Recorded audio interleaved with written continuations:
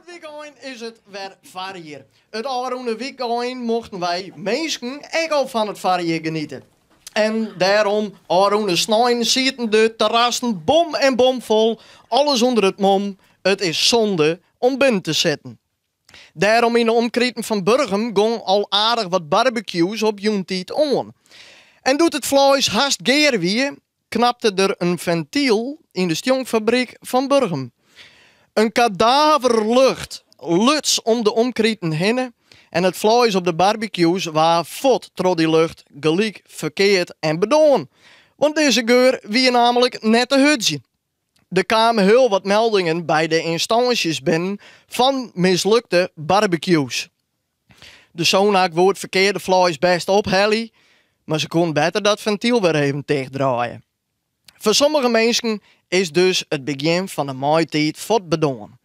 Doet de stank verholpen hier, konden wij weer naar de maaitijd zien. Wilst heel Nederland nog hoopt en verlangt naar een halve stedentocht, zeggen wij Fries nou weer uit naar het eerste leerpaai.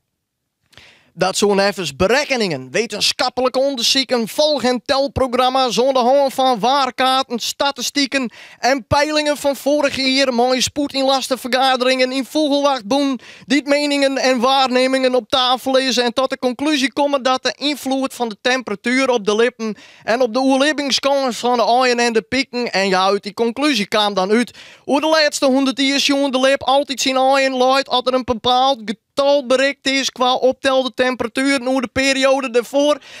Dat gaat over de periode in februari om te duiden dat de gemiddelde temperatuur op telsom op 120 stiet. En dat is dus nou vreet het geval kwartom zijn. Neffens rendert Algra is het leerste leerpaai van de morgen om kwartier uit zien lijn. Nou de vraag, waar vindt hem?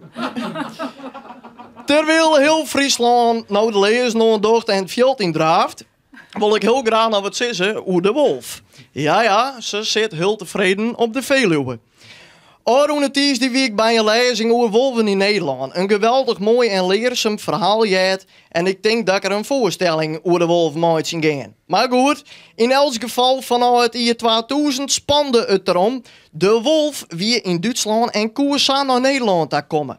Pas in 2015 waren we voor het eerst in ons land jongen en Aroen hier in 2018 volle vaker en echt dicht bij Friesland. Skiep waren het slachtoffer, de boeren boos, faunabeheerders blied en de media waren gek.